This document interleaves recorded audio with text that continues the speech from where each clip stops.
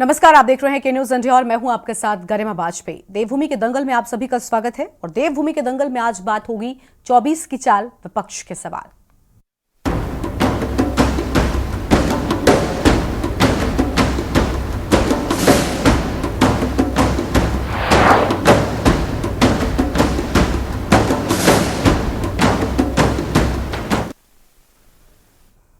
लोकसभा का चुनाव नजदीक है और समय बीतने के साथ ही तैयारियां भी राजनीतिक दलों की तेज हो गई हैं। राज्य के मुख्यमंत्री पुष्कर सिंह धामी प्रदेश भर में रोड शो कर रहे हैं। इसके साथ ही करोड़ों की योजनाओं की सौगात देकर जनता को डबल इंजन की ताकत का एहसास भी करा रहे हैं। भाजपा 2024 के लोकसभा चुनाव में अब की बार 400 पार के नारे को सार्थक करने की दिशा में लगी हुई है। इसके लिए पार्टी कई कार्यक्रम चला रही है। वहीं चुनावी तैयारियों के बीच भाजपा ने अपने राज्यसभा उम्मीदवारों के नामों का ऐलान भी कर दिया है। भाजपा ने प्रदेश अध्यक्ष महेंद्र भट्ट को उत्तराखंड से राज्यसभा उम्मीदवार घोषित किया है।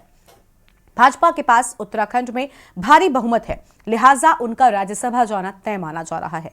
बता दें कि उत्तराखंड से राज्यसभा सांसद अनिल बलूनी का कार्यकाल 2 अप्रैल को समाप्त हो रहा है। माना जा रहा है कि पार्टी अनिल बलूनी को लोकसभा का चुनाव भी लड़ा सकती है। वहीं एक तरफ जहां बीजेपी पूरी ताकत के साथ तैयारियों में लगी है, तो दूसरी ओर कांग्रेस भी बीजेपी के जीत के रथ को रोकने के लिए चुनावी रणनीति पर मंथन कर रही है। 2 दिवसीय उत्तराखंड के दौरे पर रही कांग्रेस के प्रदेश प्रभारी कुमारी शैलजा ने पार्टी के तमाम कार्यकर्ताओं और पदाधिकारियों के साथ बैठक की है, जिससे संगठन की मजबूती और लोकसभा चुनाव में जीत की संभावनाओं वाले प्रत्याशियों पर चर्चा हुई है। उन्होंने जिले से लेकर बूथ स्तर तक संगठन की स्थिति और कार्यक्रमों की भी जानकारी ली है। बंद कमरे में सुबह से लेकर शाम तक बैठकों का दौर चलता रहा। सूत्रों की माने तो ज्यादातर नेताओं ने पार्टी के वरिष्ठ नेताओं को ही चुनावी मैदान में उतारने की राय दी है और साथ ही आम चुनाव में राष्ट्रीय के साथ स्थानीय मुद्दों को भी प्राथमिकता से उठाने का सुझाव दिया है। वहीं कांग्रेस ने बेरोजगारी, महंगाई, कानून व्यवस्था जैसे तमाम मुद्दों को लेकर सत्ता पक्ष को घेरने की रणनीति तैयार की है। अब सवाल यह है कि क्या कांग्रेस की तैयारी भाजपा पर भारी पड़ेगी? आज इसी मुद्दे पर होगी विस्तार से बातचीत। खास मेहमानों का पैनल हमारे साथ में होगा, लेकिन उससे पहले एक नजर आज की इस खास रिपोर्ट पर डालिए।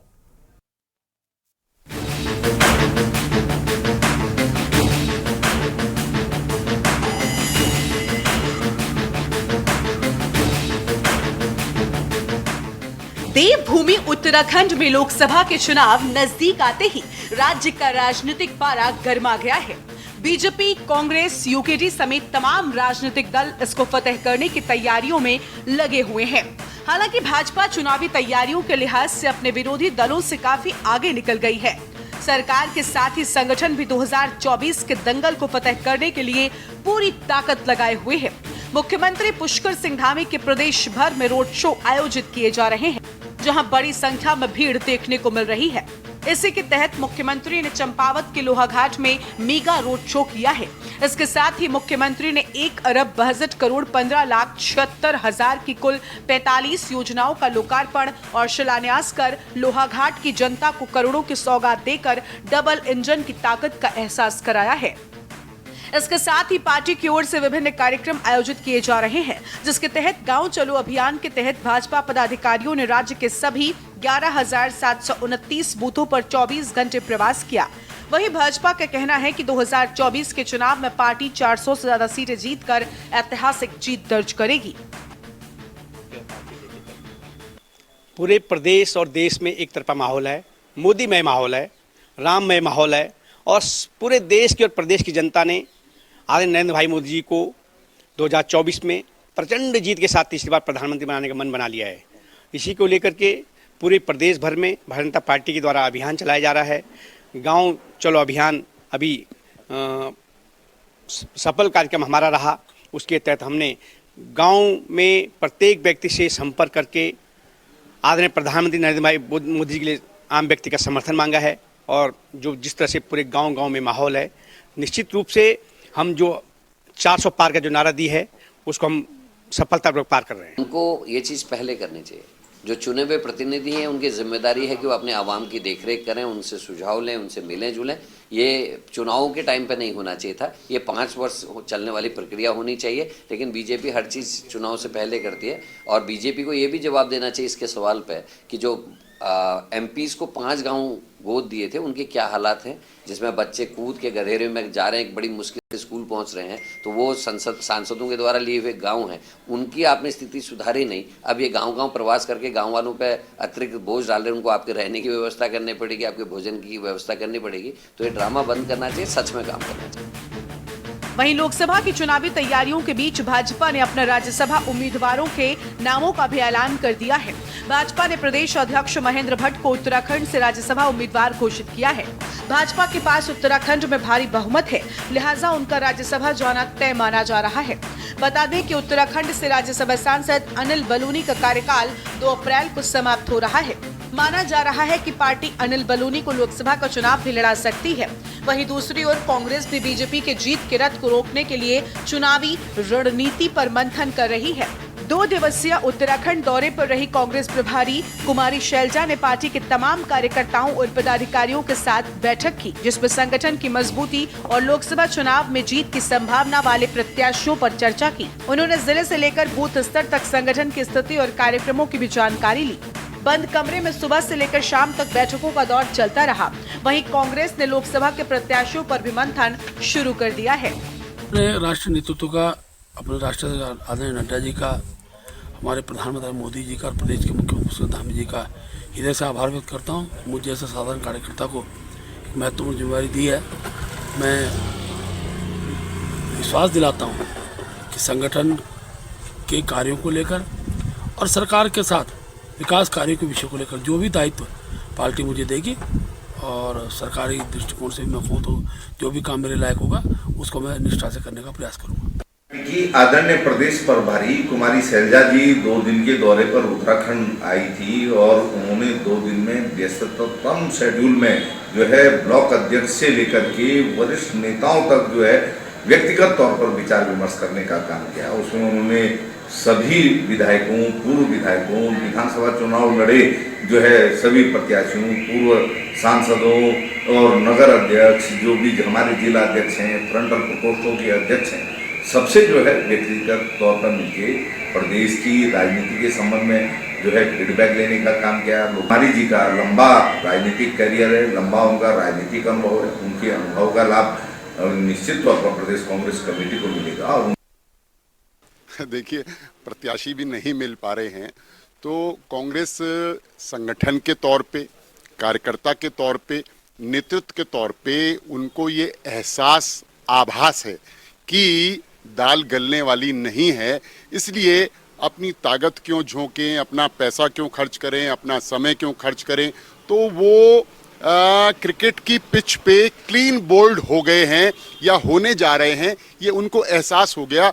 इसलिए कोई भी बल्लेबाज बैटिंग करने को तैयार नहीं है। उनको मालूम है वो पहली ही गेंद पर या तो क्लीन बोल्ड होंगे या हिट विकेट होंगे, इसलिए वो दम नहीं भर रहे हैं।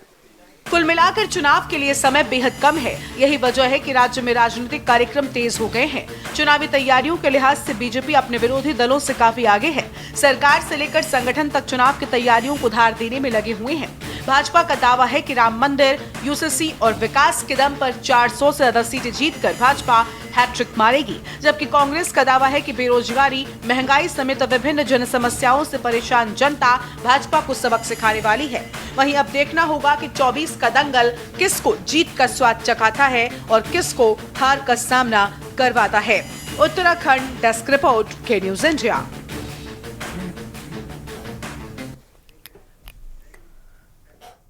तो देवभूमि के दंगल में आज इसी मुद्दे पर विस्तार से करेंगे बातचीत। खास मेहमानों का पैनल हमारे साथ में जुड़ चुका है। हमारे साथ में कमलेश रमन जी हैं, प्रदेश प्रवक्ता भारतीय जनता पार्टी की ओर से, और हमारे साथ में आशीष नौटियाल साहब हैं, प्रदेश प्रवक्ता हैं कांग्रेस पार्टी की ओर से। हेमा भंडारी जी जुड़ चुकी हैं, पूर्व प्रदेश प्रवक्ता हैं आम आदमी पार्टी की ओर से। यूकेडी की ओर से शांति प्रसाद भट्ट जी हमारे साथ में है, केंद्रीय प्रवक्ता हैं यूकेडी की ओर से, और राजनीतिक विश्लेषक भी हमारे साथ में जुड़ेंगे। लेकिन उससे पहले आप सभी का बहुत बहुत स्वागत। चर्चा की शुरुआत करते हैं, उससे पहले एक छोटा सा ब्रेक लेते हैं। ब्रेक के बाद जल्द लौटेंगे। आप देख रहे हैं के न्यूज, खबरों का सारथी।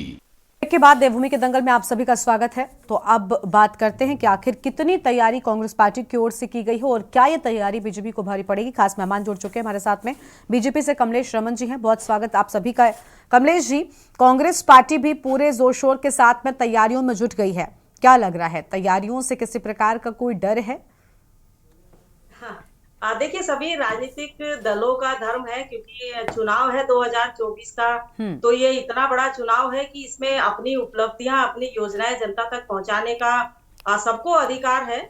और रही बात बीजेपी की कि उसकी अपनी क्या तैयारियां हैं, तो बीजेपी बिल्कुल पुरजोर तरीके से एक एक कार्यकर्ता के घर जाकर के एक एक जो जनमानस है, जिनको हमने सरकार की योजनाओं का लाभ पहुंचाया, वहां तक पहुंचने का काम कर रहे हैं। हमारे बूथ स्तर तक हमारा प्रवास की जो हमारे जो नेतागण हैं, चाहे विधायक हो, मंत्री हो, तमाम हमारे प्रदेश अध्यक्ष हो, मुख्यमंत्री हो, वो सब बूथों पर जाकर दो दो रात का प्रवास कर रहे हैं, 24 घंटे वहां रह रहे हैं, लोगों की बातों को सुन रहे हैं, उनकी जो काम नहीं हुए उनके बारे में सुन रहे हैं, जो हो चुके हैं, जिनको लाभ मिला है उनसे वार्ता कर रहे हैं, जिनको नहीं मिला है उनको कैसे लाभ मिल सकता है।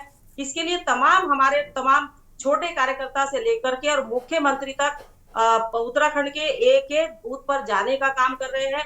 तो ये हमारा कर्तव्य है कि जब हम जनता के लिए कुछ अच्छी योजनाएं लाते हैं तो उन तक पहुंची है या नहीं पहुंची है, ये बीजेपी के जो माननीय मुख्यमंत्री जी पुष्कर सिंह धामी जी ने, उन्होंने बहुत बड़ा इतना अच्छा एक पखवाड़ा हमारे प्रदेश अध्यक्ष जी के माध्यम से चला है।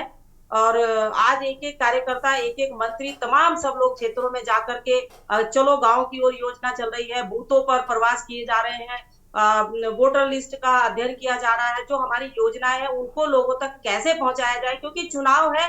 और इसमें जब हम समाज के लिए और जनमानस के लिए, उत्तराखंड के विकास के लिए, सर्वगुण विकास के लिए जब हमने काम किया है, तो जाहिर सी बात है जनता के सामने एक अपील भी करेंगे कि हमारे अच्छे काम है, उस काम के बदले आप 2024 में माननीय प्रधानमंत्री जी को दोबारा यहाँ से जो 5 सीट जीत करके जाएंगे, तो वो प्रधानमंत्री के रूप में वहां दिखाई देंगे। तो इसके लिए जनता के बीच में जाकर के अपनी जो योजनाएं हैं, अपने जो किए गए कार्य हैं, उन सबको जनता तक पहुंचाना हमारा धर्म है, हमारा कर्तव्य है। और रही अन्य दलों की बातें, तो ये सभी का अपना एक धर्म है, सभी अपने अपने राजनीतिक दल अपने अपने स्तर से अपना काम करते हैं। जो अच्छा काम करेगा जनता उसको आगे बढ़ाने का काम करेगी, और जो गलत करेगा उसको पीछे करने का काम करेगी। तो बहुत सारी ऐसी योजनाएं हैं उत्तराखंड सरकार की, जिनको हम लोगों तक ले जा रहे हैं, लोगों तक पहुंचा रहे हैं। बूथों के ऊपर बैठकर उनसे विचार विमर्श किया जा रहा है कि अगर कोई लाभार्थी अगर छूट गया है किसी योजना के तहत, तो लेकिन कांग्रेस पार्टी अपनी तैयारियों के साथ साथ कांग्रेस पार्टी अपनी तैयारियों के साथ साथ वो सारे मुद्दे भी उठा रही है जो मुद्दे आपके कार्यकाल के दौरान अनछुए रहे या जिन पर काम नहीं हुआ, जो स्थानीय मुद्दे थे। तो ऐसे में कहीं कोई डर तो नजर नहीं आ रहा है, क्योंकि आम जनता भी उन मुद्दों के चलते बड़ी परेशान नजर आई है। देखिए, हमें कोई डर नहीं है, भाजपा को कोई डर नहीं है, क्योंकि उसने तो काम करके दिखाया धरातल पर। वो वादे पूरे किए पुष्कर सिंह धामी जी ने, जो उन्होंने अपने घोषणा पत्र में किए थे। यूसीसी लाने का काम किया, महिलाओं को 30% सरकारी नौकरियों में आरक्षण देने का काम किया, 10% हमारे जो आंदोलनकारी रहे उनको देने का काम किया, एक नकल विरोधी कानून लाने का काम किया, जो बरसों बरसों तक नकल के माध्यम से भ्रष्टाचार फैला रहे थे। ये तमाम ऐसी योजनाएं हैं जो लोगों तक पहुंचती है, तो हमें कोई डर नहीं है। और बात रही कांग्रेस की, तो सबका अपना कर्तव्य है, अगर उनके पास कुछ अच्छा होगा जनता के लिए तो वो जाएंगे। लेकिन मुझे लगता है कि इस वक्त कांग्रेस जो है मुद्दा विहीन हो चुकी है, क्योंकि उनके यहाँ तो अपनी खुद की खिचड़ी इतनी है कि वो दाल अलग करे कि चावल अलग करे, वो किसको अपना नेता बनाए, किसको चुने, उनको तो खुद ही ये समझ में नहीं आ रहा। अभी तक उनको कैंडिडेट तक नहीं मिल रहे हैं, वो कैंडिडेट का चयन नहीं कर पा रहे हैं, और जो कैंडिडेट है भी तो वो भाग रहे हैं चुनाव से। तो बहुत सारी ऐसी चीजें हैं, मैं कहना नहीं चाहूंगी, क्योंकि सब दलों का अपना धर्म है, अपना काम करने का तरीका है। हमारा अपना काम करने का तरीका है कि हम अपने अपने बूथों पर जाकर के उनको मजबूती के साथ में काम करें, और 2024 में हम माननीय प्रधानमंत्री जी को यहाँ से 5 की 5 सीटें जीतकर देने का काम करेंगे। और एक एक कार्यकर्ताओं का कर्तव्य बनता है, उनका फर्ज भी है कि सरकारी जो हमारी तमाम योजनाएं चली उनको लोगों तक पहुंचाने का हमारा कर्तव्य है, उसको हम पूरा निर्वहन करते हैं। ठीक है, ठीक है। अभी हमारे साथ में आशीष नौटियाल साहब हैं, प्रदेश प्रवक्ता कांग्रेस पार्टी की ओर से। आशीष साहब, कोई डर नहीं है भारतीय जनता पार्टी को, भले ही आपकी ओर से लाख मुद्दे उठाए जा रहे हों, लेकिन शायद कांग्रेस पार्टी का जो वर्तमान के समय में, आप इसको स्वीकार करें ना करें, लेकिन जो पतन होता क्या कि ये वजह है कि आज लोग डर नहीं रहे हैं, या आप लगातार उन मुद्दों को उठा रहे हैं, स्थानीय मुद्दों को उठा रहे हैं, लेकिन उन्हें कोई डर नहीं आपकी तैयारियों से?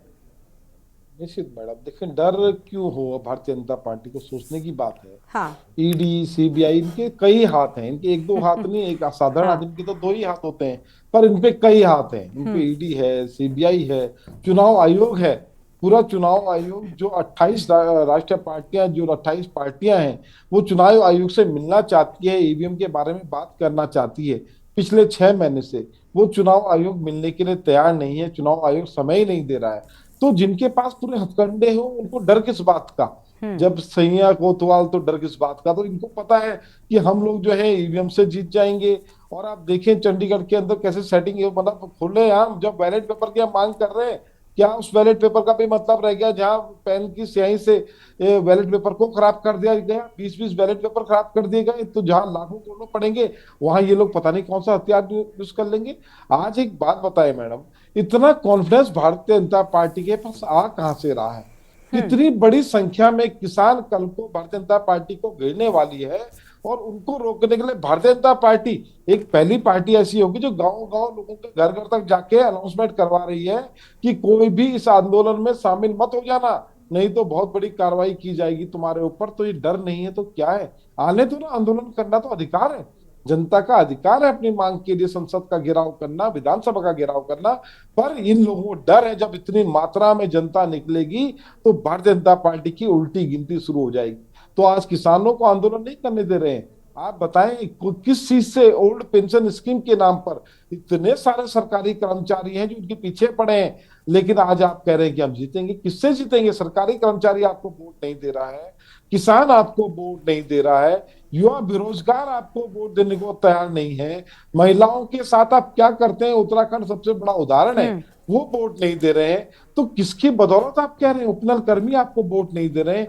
फिर भी लेकिन भारतीय सर जनता जब पार्टी विधानसभा, देखिए अभी लोकसभा है, अभी लोकसभा है, ठीक है, आप ये कह सकते हैं कि जीतेंगे सिर्फ ईवीएम की सेटिंगों से जीतेंगे। आशीष जी देखिए ये ईवीएम वाला रोना ना, अभी जैसे आपकी कर्नाटक में सरकार बनी, वहां पर ईवीएम का कोई दोष नहीं था, तो ये पुराना हो गया है। और दूसरी बात आप कह रहे हैं कि वोट, सुनिए, आपने कहा वोट नहीं दे रही है, अभी तो लोकसभा का ठीक है, उसका भी इंतजार कर लेंगे, लेकिन अभी जितने विधानसभा के हुए हैं या बाकी के राज्यों की बात कर ले या आपके उत्तराखंड की ही बात कर ले, सर वोट तो सारे इनको ही जा रहा है ना। आप अपनी बात या तो जनता तक पहुंचा नहीं पा रहे सही तरीके से। देखिए मैडम, तानाशाह तो पूरे हैं ये लोग। अच्छा, हमारी जो बात, तो जनता के मत का तो सम्मान रखिए। आज सोशल मीडिया में ट्रेंड चल रहा है मैडम, लोगों ने भारतीय जनता पार्टी के नेता में जो सरदार है इनके, माननीय प्रधानमंत्री नरेंद्र मोदी जी की इतनी पोस्टें आजकल सोशल मीडिया पे देखने को मिलती हैं। किस तरह से बोला था उन्होंने, जब जाए तो गैस सिलेंडर को हाथ जोड़कर जाए, महंगाई का मौ नहीं बोलते प्रधानमंत्री जी, ये क्या सब कुछ बोल रहे हैं। तो किस तरह की बातें बोली थी आप देखिए, सोशल मीडिया भरा पड़ा है। माननीय प्रधानमंत्री जी की पुरानी बातों से उस समय क्या बोलते थे, जैसे प्रधानमंत्री जी की उम्र बढ़ रही है वैसे हमारे रुपया उसके डॉलर के मुकाबले कमजोर हो रहा है, क्या क्या बातें नहीं बोली थी, आज सब खुल के सामने आ रही है। इनका झूठ सब सामने आ रहा है। किस चीज पे सरकार बनाई थी आप लोगों ने? महंगाई के मुद्दे पर सरकार बनाई थी। नहीं तो लोकसभा के चुनाव को लेकर आपको क्या लग रहा है, जनता का साथ आपको मिलने वाला है? ये तो लोकसभा के चुनाव में भी सारी सीटों पर जीत का दावा बोल रहे हैं। भारतीय जनता पार्टी तो मैडम बोल सकती है ना मैडम, उनको उनपे अगर आज जैसे अभी आप बोल रहे हैं कि हम अपना कैंडिडेट नहीं बता रहे आपको, आप जैसे कैंडिडेट बताएंगे आप तो अभी से उसके पीछे पड़ जाएंगे।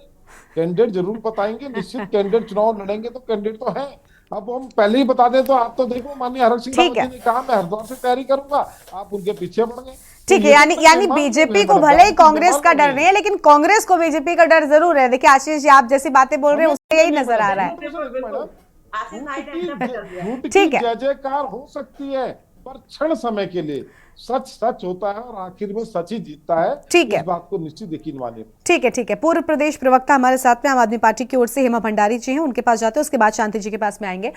हेमा जी, जिस तरीके से भी देखिए कांग्रेस और बीजेपी की स्थिति जो है काफी हद तक आपस में टकराव वाली नजर आती है, क्योंकि विपक्षी दलों के तौर पर देखें तो कांग्रेस सबसे आगे खड़ी होती है, आम आदमी पार्टी अपनी जमीन तलाशती रह गई। अभी लोकसभा के चुनाव में क्या स्टैंड, तैयारी कितनी है आपकी? क्योंकि आपके पास तो न कार्यकर्ता नजर आता है न नेता नजर आता है।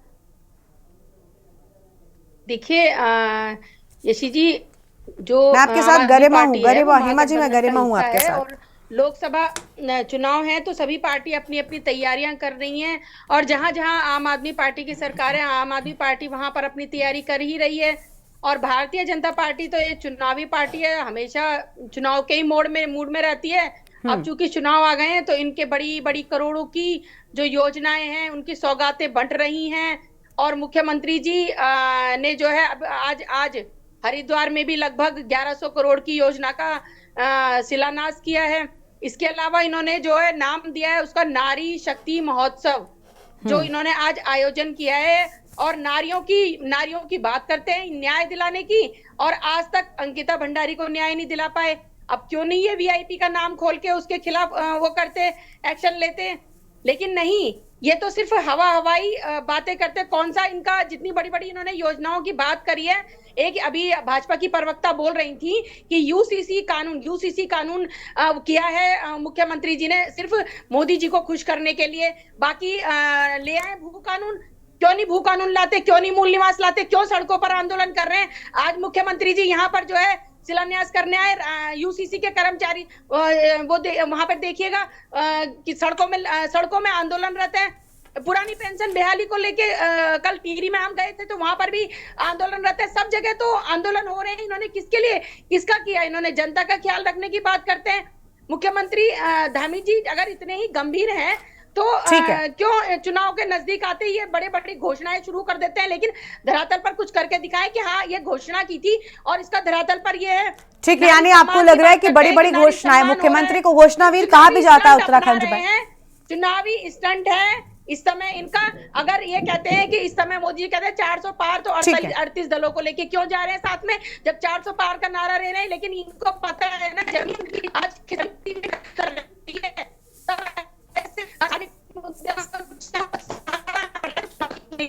ठीक है हेमा जी, आपके पास लौटेंगे।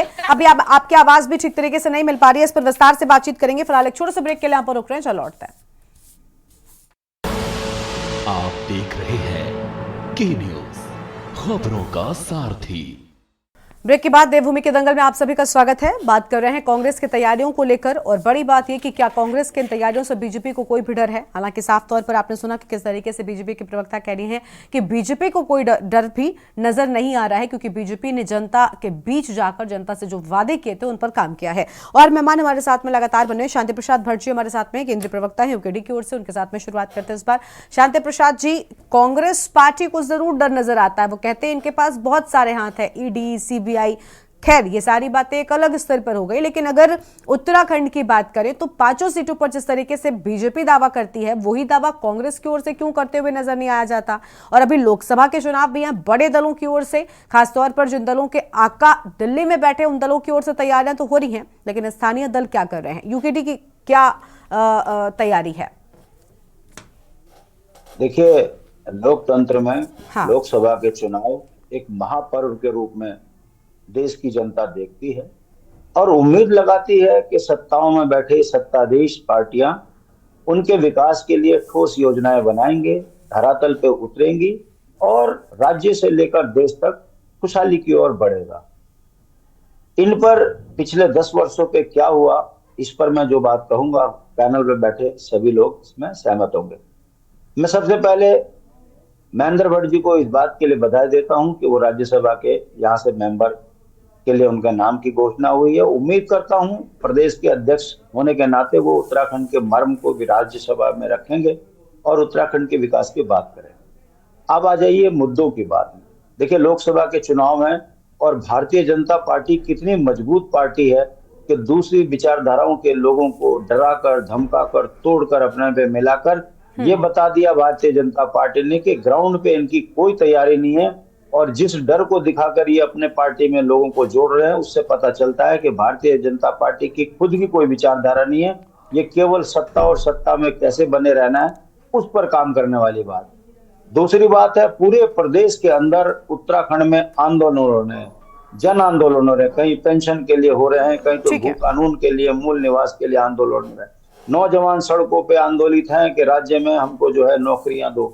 और जो संविदा कर्मचारी हैं, वो बहनें आज सड़कों पे आंदोलित इस बात को लेकर है कि आपने हमारी पूरी जवानी जो है संविदा में डुबा दी और अब हमको बाहर कर रहे हो, ऐसा जुर्म ना करो, हमको नियमित करो। कहने का मतलब है, जिस राज्य का प्रत्येक नागरिक त्राहिमाम कर रहा हो और भारतीय जनता पार्टी के नेता चैनल पर आकर कह रहे हैं अब की बार 400 पार। मैं पूछना चाहता हूं आपके माध्यम से कि वो हौसला कहां से आ रहा है, जबकि पूरे राज्य कर्ज की गर्त में डूब गया है। जिन महिलाओं की ये बात कर रहे हैं आपने देखा कि मुख्यमंत्री जी जबरन रोड शो कर रहे हैं, जबरन कर्मचारियों को, प्रधानों को एक कमरों में बंद कर मुख्यमंत्री जी को भीड़ दिखाई जा रही है। लेकिन फिर इन्हीं को जनता का साथ, उसी जनता का साथ इनको चुनावों में कैसे मिल जाता है सर? बहुत दूर नहीं है, लोकसभा का पहले से तो कुछ नहीं कहा जा सकता, लेकिन विधानसभा बहुत पहले भी नहीं हुए।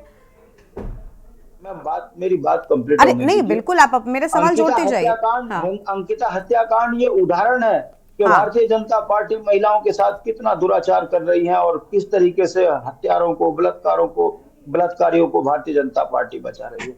इन 5 सालों में जो गांव गोद लिए थे, उन गांव की क्या दशा है, उस पर कोई बात नहीं है। भारतीय जनता पार्टी यदि ईमानदार पार्टी होती तो मैं दावे के साथ कह रहा हूं, भारतीय जनता पार्टी मुद्दों पर बात करती कि हमने 10 सालों में उत्तराखंड को ये विकास से जोड़ा है, पलायन रोका है, उत्तराखंड के अंदर हमने मूल निवास 1950 लागू किया है, यहाँ की जनभावनाओं के अनुरूप कार्य किया है। ये बताइए, बताने की बात है कि यूसीसी, मैं सनातन धर्म का आदमी हूं, राजनीति अपनी अलग जगह पर है, मगर यूसीसी में जो ये लिविंग रिलेशन का कॉन्ट्रैक्ट कर रहे हैं, ये सनातन परंपरा पर हमला है। मैं इसका पुरजोर विरोध करता हूं। ये सनातनियों के मुंह पर तमाचा मारा है। बताइए, कोई बाप ये लिख के देगा कि मेरी बेटी किसी के साथ रहेगी? अरे इसको तो बंद करना चाहिए था, इस कानून को। भारतीय जनता पार्टी ने पूरे उत्तराखंड देवभूमि को कलंकित करने का काम किया है। ये वो मुद्दे हैं जिनको हम जन आंदोलन की तरह जनता के बीच में ले जाकर घुमा रहे हैं, बता रहे हैं, और भारतीय जनता पार्टी हमको धमकाकर, डराकर, पुलिस का भय दिखाकर हमारे परेशान करने का काम कर रही। ठीक है, शांति प्रसाद जी की आवाज ठीक तरीके से नहीं पहुंच पा रही है।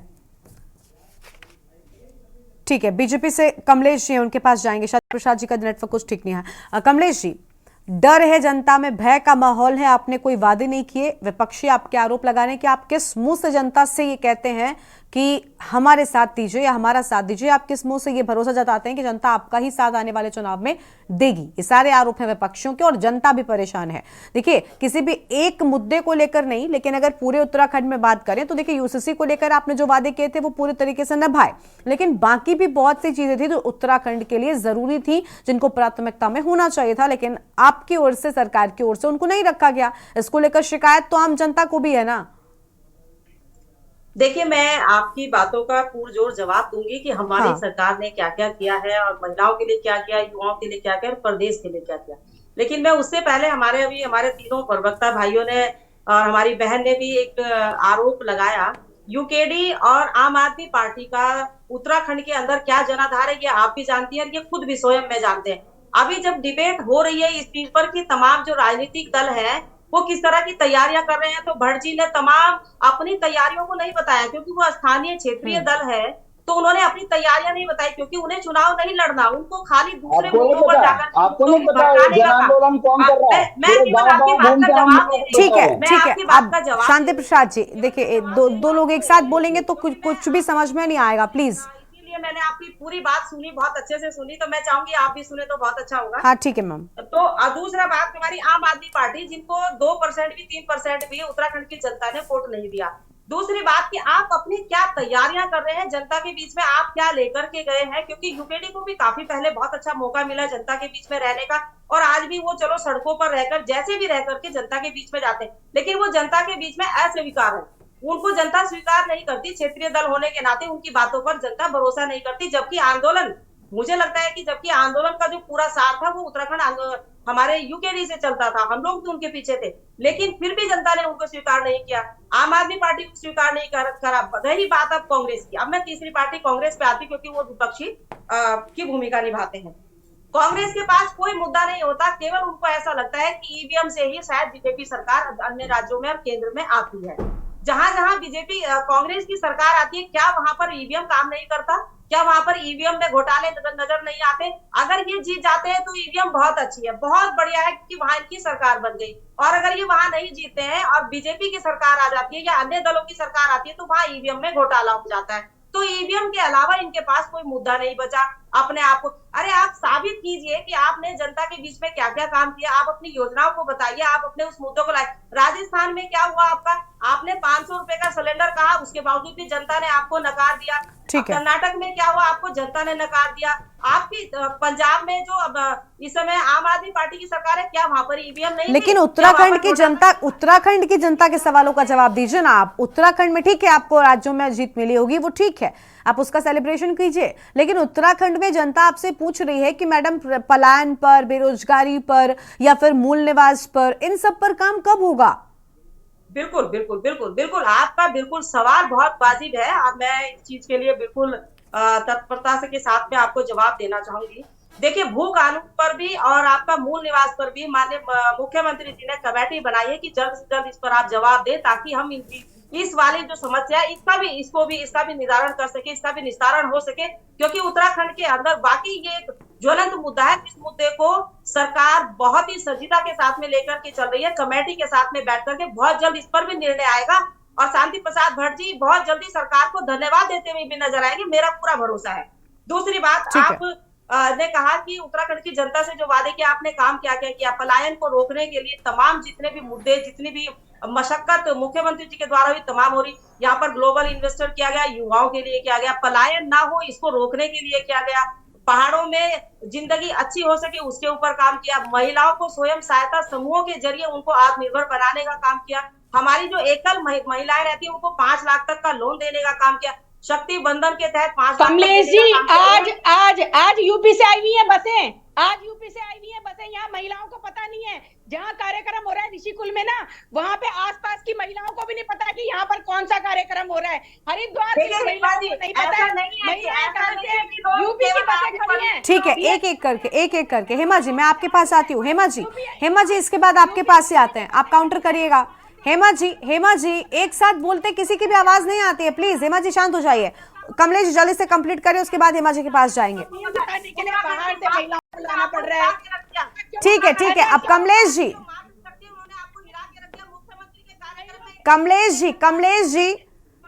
शांत हो जाइए। अब कमलेश जी को म्यूट कर दीजिए प्लीज। कमलेश जी अब हो गया, दोनों लोग एक साथ बोल रहे हैं, किसी की भी आवाज नहीं आ रही है, प्लीज कम से कम इतना समझिए। 15 लाख रुपए लेकर के भ्रष्टाचार किया जाता था, बच्चों को नकल करवाई जाती थी, वो कानून कौन लेकर आया? वो बीजेपी की सरकार लेकर आई।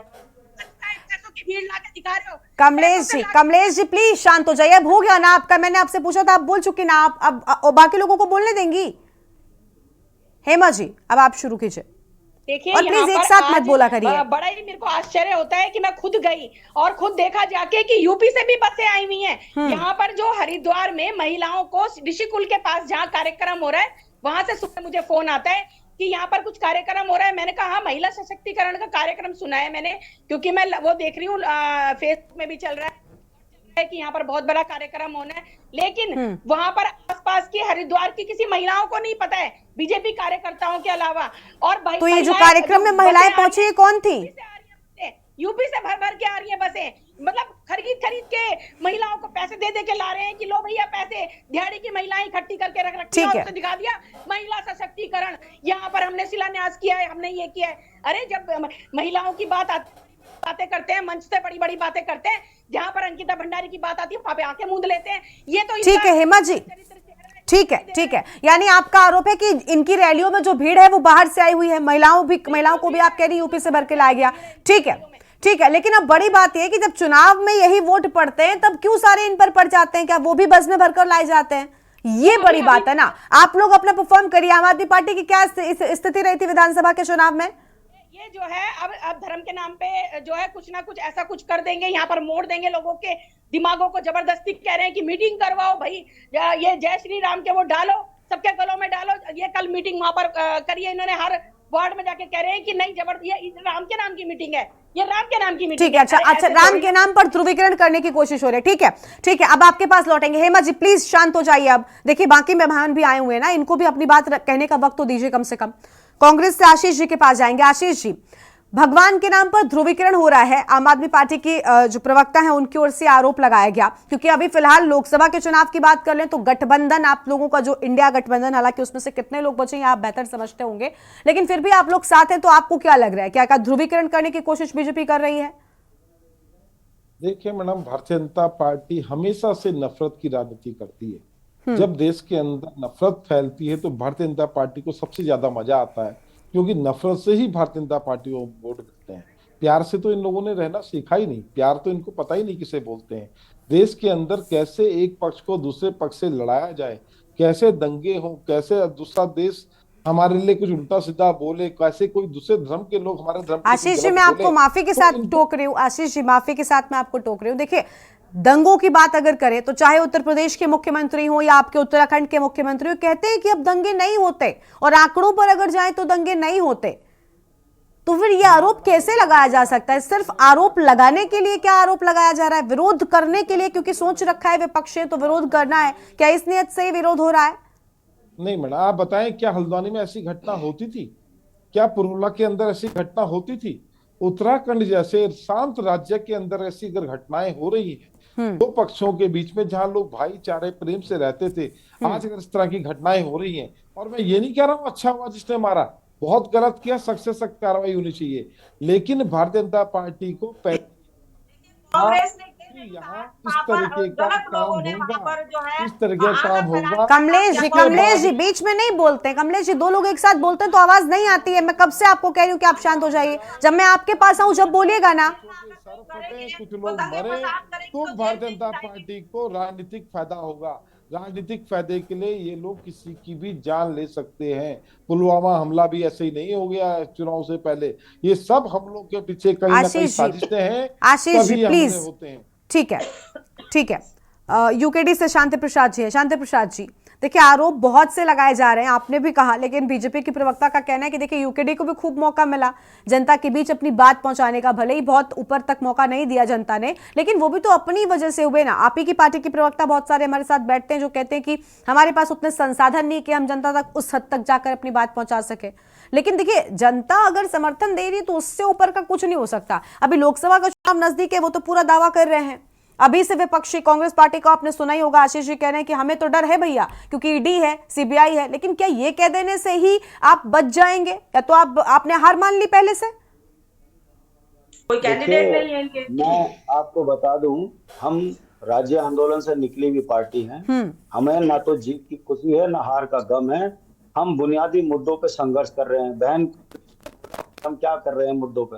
तो ये बताइए, जन आंदोलन कैसे चल रहे हैं उत्तराखंड में? अरे कर्मचारियों को हम समर्थन दे रहे हैं और कह रहे हैं कि अगर मूल निवास होता तो आज आपकी प्राथमिकता होती।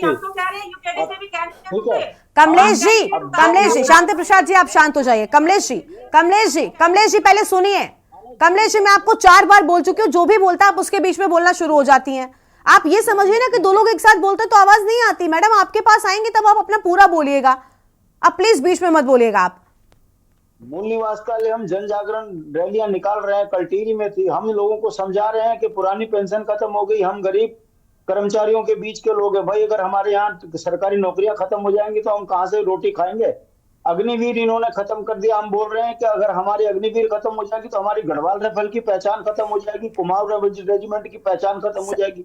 ये मुद्दे हैं जिनको हम लेके जा रहे हैं। हम जनता के बीच में बता रहे हैं कि आपके सांसद ने जो गांव गोद लिए, उन गांव में पानी तक नसीब नहीं हो रहा है, तो कैसा गोद सांसद ने लिया है?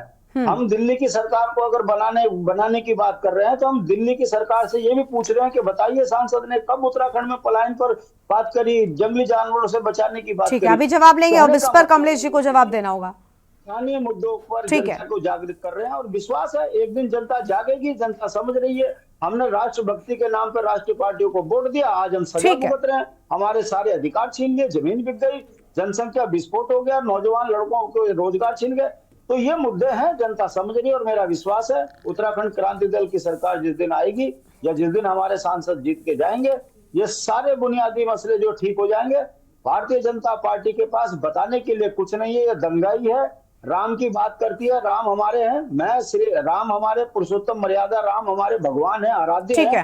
अगर उनके आदर्शों पर भाजपा चलती तो सनातन धर्म का परचम लहरता, मगर दुर्भाग्य है ये राम की बात करते हैं, रामलाल को फायदा पहुंचाते हैं। ये काम की बात करते हैं, अडानी को इसको धंधा दे देते हैं। तो ये तो राजनीतिक ठग लोग हैं, जनता समझ रही है।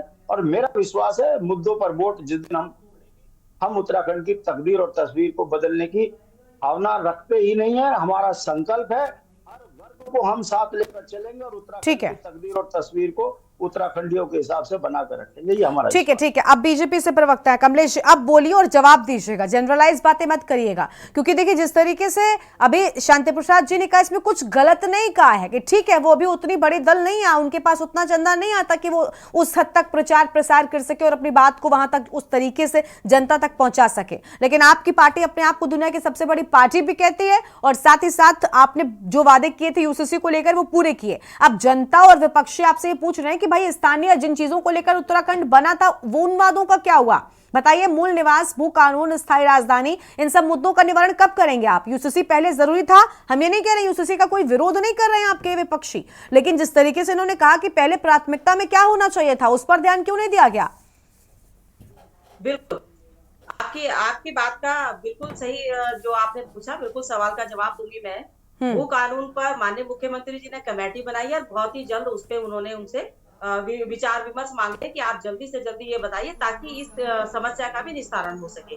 दूसरी बात, आपके मूल निवास की, भू कानून की, तमाम ये जो सारे मुद्दे हैं, क्योंकि ज्वलंत मुद्दे हैं इस उत्तराखंड के और ये शुरू से ही चलते आ रहे हैं जब से हमें उत्तराखंड मिला था। जब हमने इस उत्तराखंड की लड़ाई लड़ी तो लेकिन अब तक इनका कोई हल नहीं है मैडम, अब तक इनका कोई हल नहीं है। आप यूसीसी लागू करने वाला पहला राज्य भले बन गए हो, यूसीसी वाले आप पहला राज्य बन गए, आपने नई पहल के लिए उत्तराखंड को प्रयोगशाला बनाया और आपने उस प्रयोग को पूरा किया, तो वो आपके लिए आपको लग रहा होगा ना कि आपको चुनाव में फायदा पहुंचाएगा, वरना उत्तराखंड के स्थानीय मुद्दों को भी तो प्राथमिकता दी जा सकती थी। जनता के बीच में अगर हम काम नहीं करेंगे तो जनता हमें उखाड़ के फेंक देगी, आप हटा देगी यहाँ से। कोई जरूरी नहीं है कि क्योंकि जनता सर्वोपरि है, अगर अच्छा काम नहीं करेगी कोई भी सरकार हो उसको हटाने का काम करेगी। 2024 का चुनाव है, अगर जनता के बीच में हमने काम नहीं किया होगा तो जाहिर सी बात है हमें वोट कम पड़ेगी, इसमें कोई दिक्कत नहीं है। लेकिन जो काम है, जो वादे हमने किए, उन वादों को पूरा करने के लिए बिल्कुल सरकार कटिबद्ध है, चाहे भू कानून हो, चाहे आपका मूल निवास हो, तमाम जो हमारी पलायन हो, तमाम जो चीजें हैं सबकी समस्याओं का समाधान धीरे धीरे करके बीजेपी सरकार इस वक्त कर रही है और तमाम चीजें लाइन पे लगी हुई है और हो भी रहा है। जनता के बीच में जब हम जाते हैं, जब उनसे चीजें पूछते हैं, जब जनता को लगता है कि ये पार्टी काम नहीं करी तो उसको हटाने का काम करती है। लेकिन निराधार बेकार मतलब के केवल आरोप लगाना सरकार के ऊपर और सरकार का सहयोग न करना, ये भी तो कहीं दलों का काम नहीं होना चाहिए ना। दलों का काम होना चाहिए, खाली टीवी डिबेट में बैठ करके केवल आप आरोप लगाएंगे, अपना कैंडिडेट आप कोई नहीं बताएंगे, ये जरूरी तो नहीं है। मैडम आपको क्या दिक्कत है? वो अपने कैंडिडेट्स अगर नहीं बता रहे हैं तो इससे आपको क्या दिक्कत है? तो आप उतार सकते हैं, लेकिन केवल आप आरोप लगाएंगे सरकार के ऊपर। नहीं, आपसे जवाब मांग रही हूँ, मैं मांग रही हूँ आपसे जवाब, मैं मांग रही हूँ। हर चीज को ये कहकर थोड़ी टाला जा सकता है कि विपक्षियों ने आप पर आरोप लगा दिया। मैं पूछ रही हूँ कि आपने उत्तराखंड के इन मुद्दों को लेकर क्या किया अब तक? देखिए, उनका काम है विपक्ष को कि वो बताए, सारी चीजें बताएं और सरकार उस पर अमल भी करे। ऐसा नहीं है, विपक्ष की तो मैं बात ही नहीं कर रही। दूसरी बात, जब अगर हम जनता में हमने काम नहीं किया होगा इन 5-6 सालों में, जब हमारी सरकार चल रही है, अगर हमने उनकी योजनाओं पर ध्यान नहीं दिया होगा, अगर हमने पलायन पे काम नहीं किया होगा तो जनता हमें उखाड़ के फेंक देगी। मातृशक्ति के लिए काम नहीं किया होगा तो मातृशक्ति वोट नहीं देगी। लेकिन जो हमने काम किए हैं उनको लेकर के जनता के बीच में जा रहे हैं। 2024 में जनता समर्थन देगी, हमें पूरा भरोसा है, क्योंकि हमने काम किया है उनके बीच में। हमने मातृशक्ति को स्वावलंबी बनाने के लिए काम किया, हमने पलायन को रोकने के लिए काम किया। आपने अभी भू कानून की बात करी, भू कानून पर कमेटी बना दी, तैयार कर दी। मूल निवास पर कमेटी बना दी। आप स्थायी राजधानी की बात करती है, पहाड़ों में भी बनाने का काम किया, यहाँ पर भी तैयारी शुरू हो गई, कमेटी तक तमाम चीजें हो चुकी हैं। और आप कह रहे हैं कि काम नहीं हुआ। सरकार अगर काम नहीं करेगी तो फिर आगे चलेगी कैसे? तमाम ऐसी हमारी योजनाएं हैं इस प्रदेश के लिए। मैम, जब जनता सड़कों पर उतरती है, चाहे मूल निवास को लेकर अभी हमने देखा किस तरीके से रैलियां निकली, तब आपकी ओर से एक स्टेप ले लिया जाता है ताकि लोगों को आश्वासन मिल सके कि हाँ ठीक है कमेटी गठित हो गई है। लेकिन जो रवैया आपने यूसीसी को लेकर अपनाया था, क्या बाकी की चीजों के लिए वो रवैया नहीं होना चाहिए था? पहली कैबिनेट की बैठक में आपने समिति गठित कर दी और ठीक है अभी तो सारा प्रोसीजर आगे बढ़ता हुआ, आपने बहुत उपलब्धि हासिल कर ली ना, लेकिन क्या उत्तराखंड की उन समस्याओं का समाधान नहीं होना चाहिए था जिनको लेकर न जाने कितने लोगों ने लड़ाई लड़ी है? ये बड़ी बात है ना, इस पर आपके पास कोई जवाब नहीं है। जनरलाइज बातें करने से नहीं होगा। ठीक है, आशीष जी के पास जाएंगे। आशीष जी, इन सारे मुद्दों का हल नहीं हुआ। मौका जनता ने उत्तराखंड में आपको भी दिया था, कांग्रेस और बीजेपी को ही अब तक मौका दिया जाता रहा है। स्थानीय दल इस बात के लिए जिम्मेदार नहीं, क्योंकि उनको जनता ने वहां तक पहुंचाया नहीं, सत्ता में वो नहीं आए। लेकिन आपने भी उन चीजों को दरकिनार रखा और हाशिए पर रखा। शायद यही वजह है कि वो समस्याएं आज भी जस की तस हैं। इसलिए उसी सवाल के कटघरे में आप भी खड़े हैं। पूरे वक्त के साथ कांग्रेस ने उत्तराखंड के लिए जो काम करने चाहिए थे वो सब किए हैं। जिनका जो भी आंदोलनकारी थे उनका चिन्हीकरण करने का काम हो, राजधानी को गैरसैंण बनाने का काम हो, हर तरीके के जो भी काम, आरक्षण देने का काम हो, उस पर सबसे पहले काम कांग्रेस पार्टी ने ही करें।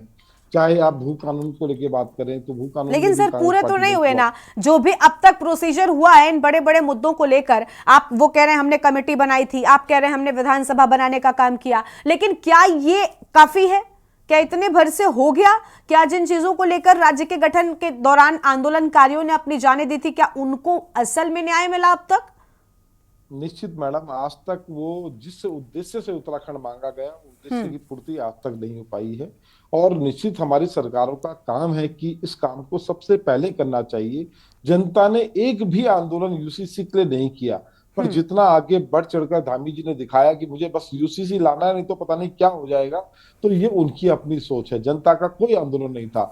आज भी जनता आंदोलन भू निवास और मूल निवास कानून के लिए कर रही है। तो सरकार को इस पर ध्यान देना चाहिए। कमेटी खेलने का गेम जो भारतीय जनता पार्टी कर रही है, ये सोना चोर पार्टी है मैडम। ये वो पार्टी है जिसने मंदिरों का सोना भी चोरने का काम किया, उसमें भी कमेटी बनाई, पर उसका भी आज तक कोई निष्कर्ष नहीं निकला। तो इन लोगों को करना कुछ नहीं है, राज्य के ज्वलंत मुद्दों को पीछे रखने हैं। और आज देखिए मैडम, किस देश को और उत्तराखंड राज्य को कितने कर्ज में डालने का काम भारतीय जनता पार्टी ने किया है। तो निश्चित ही मैं पढ़े लिखे सभ्य समाज से कहना चाहूंगा, आप विश्वास मत करें, ना हम पे करें ना इन पे करें, आप अपनी आंखें खोलकर विश्वास करें।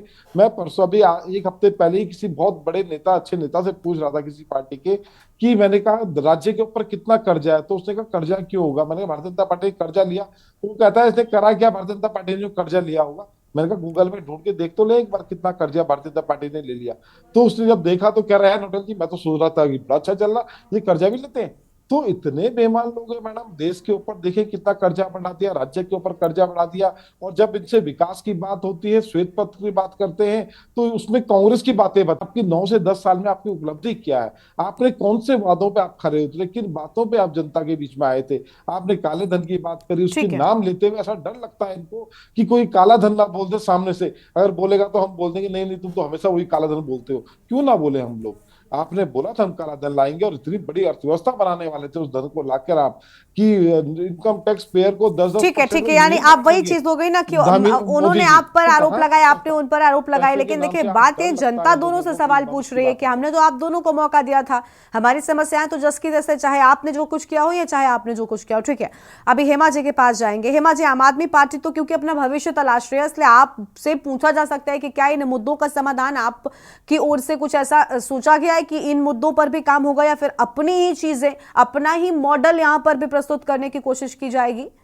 कि हमारा हमने जब विधानसभा चुनाव में दिया था कि हम जो पलायन हो रहा है उसको रोकने के लिए काम करेंगे। हमारा जो एक ही होता है शिक्षा, स्वास्थ्य, रोजगार, और इसी पर आम आदमी पार्टी काम करती है और इसी के लिए ही हम लोग चुनाव भी लड़ते हैं। इन्हीं को लेके हम जाते हैं। हम किसी धार्मिक मुद्दे को लेके नहीं जाते, हम शिक्षा स्वास्थ्य को लेके जाते हैं। और हम भाजपा की तरह झूठ का पुलिंदा नहीं है कि करोड़ों की सौगातें बांट दी और फिर चुनावी स्टंट की तरह, और फिर वही हो गया कि बुलेट ट्रेन चल गई, 100 स्मार्ट सिटी बन गई, धरातल 2 करोड़ प्रतिवर्ष नौकरियां मिल गई। ऐसा नहीं होता। जो कहते हैं ना वो करके दिखाते हैं, और जहां जहां हम चुनाव लड़ेंगे वहां जो कहेंगे वो करके दिखाएंगे। ठीक है, यानी जो कहते हैं वो करके दिखाते हैं। आम आदमी पार्टी तो इससे तैयारी कर रही है, लेकिन फिलहाल बड़ी बात है कि देखिए जनता किस पर विश्वास करती है, ये बहुत अहम होगा। कमलेश जी, आपके अंतिम प्रतिक्रिया लेते हैं। कमलेश जी, अभी आप कह रही हैं कि पूरी तरीके से हम तैयार हैं, लेकिन अंकिता भंडारी वाला मामला हो या फिर जिस तरीके से महिलाओं को लेकर अभी आप पर आरोप लगाया जा रहा है कि आप दूसरे राज्यों से बसों में भरकर अपनी रैली में भीड़ बढ़ाने के लिए लोगों को लेकर आ रहे हैं, इस पर कुछ कहेंगे आप? देखिए, ऐसा नहीं है। उत्तराखंड के अंदर इतनी मातृशक्ति है कि हमें यूपी से महिलाओं को लाने की कोई आवश्यकता नहीं है। और दूसरी, बीजेपी के साथ महिलाएं इतनी जुड़ी है, कोई जरूरत नहीं है हमें यूपी से महिलाएं। ये निराधार हरिद्वार की महिलाएं कहाँ चली गई? जबरदस्ती आ जा रही हूँ मैडम, क्योंकि दामी जी नहीं खतरनाक। अरे नहीं, बीएचएल में ठीक है, एक एक करके अंकिता भंडारी अंकिता भंडारी यशी जी BHL में मैं गई थी बसों में, खुद ही आ गई मैडम, वो खुद ही आ गई। यशी जी मैं बसों में गई थी, लहर दौड़ रही है बैठने इनकी। के लिए, ये मानेंगी नहीं। वहाँ ठीक लहर है। दौड़ रही मैडम, इसी से यहाँ तक आ रहे हैं वो अदालत तय करेगी ना, अदालत की बहुत VIP बहुत ही आश्चर्य भी हुआ और बड़ी हंसी आ रही थी कि हरिद्वार में जहाँ कार्यक्रम हो रहा है वहाँ महिलाएं, वहाँ की महिलाओं को पता नहीं है और महिलाओं कौन सी महिलाओं को सौगात देने जा रहे हैं। अदालत का काम है और अदालत में ये केस चल रहा है, तो जाहिर सी बात है अदालत किसी को छोड़ेगी नहीं। मुख्यमंत्री जी आंखें बंद करके क्यों बैठे हैं? उनके बहुत लंबे हाथ होते हैं। अगर हम गलत करेंगे, अगर हम ठीक गलत है। करेंगे तो जनता हमें सबक कमलेश जी सिखाएगी। VIP। ठीक है, ठीक है। कमलेश जी VIP। ठीक है कमलेश जी हो गया। कमलेश जी आप सुना भी करिए।